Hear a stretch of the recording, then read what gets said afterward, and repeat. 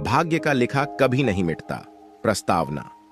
यह कहानी प्राचीन भारत की है, जब बोधि नामक एक बुद्धिमान व्यक्ति अपने ज्ञान और सद्गुणों के लिए प्रसिद्ध थे। बोधि लोगों को सही मार्ग दिखाने के लिए जाने जाते थे। कहानी।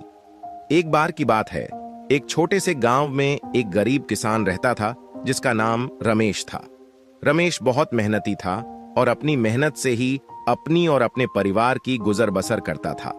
हालांकि उसकी किस्मत हमेशा उसका साथ नहीं देती थी। चाहे वह कितना भी प्रयास करे, उसकी फसलें कभी अच्छी नहीं होती थीं। रमेश इस बात से बहुत परेशान था और एक दिन उसने फैसला किया कि वह बोधि के पास जाकर अपनी समस्या का समाधान पूछेगा। वह सुबह सुबह उठकर बोधि के आश्रम की ओर चल पड़ा।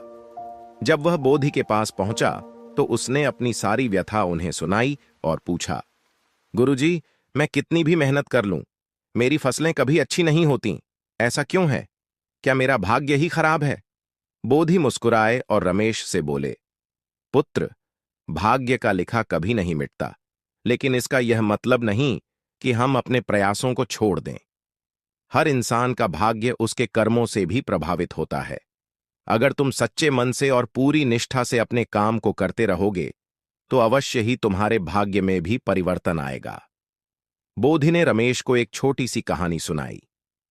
एक बार एक राजा ने अपने राज्य के सबसे बड़े विद्वान से पूछा, क्या भाग्य को बदला जा सकता है?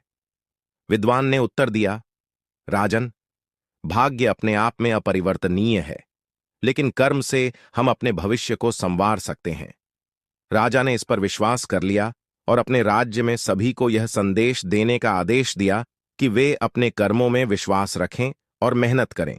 कुछ समय बाद राज्य में खुशहाली आ गई और सभी लोग संपन्न हो गए। रमेश ने बोधि की बातों को ध्यान से सुना और उनसे प्रेरित होकर अपने खेतों में नई तकनीकों का उपयोग करना शुरू किया। उसने हार नहीं मानी और लगातार मेहनत करता रहा। धीरे धीरे उसकी फसलें अच्छी होने लगीं और उसका जीवन बदल गया। निष्कर्ष। इस कहानी से हमें यह सीख मिलती है कि भाग्य का लिखा कभी नहीं मिटता, लेकिन हमारे कर्म और प्रयास भी उतने ही महत्वपूर्ण होते हैं। अगर हम सच्चे मन से मेहनत करें और कभी हार न माने, तो भाग्य भी हमारा साथ देता है। मूल संदेश: भाग्य और कर्म का मिलन ही सफलता की कुंजी है।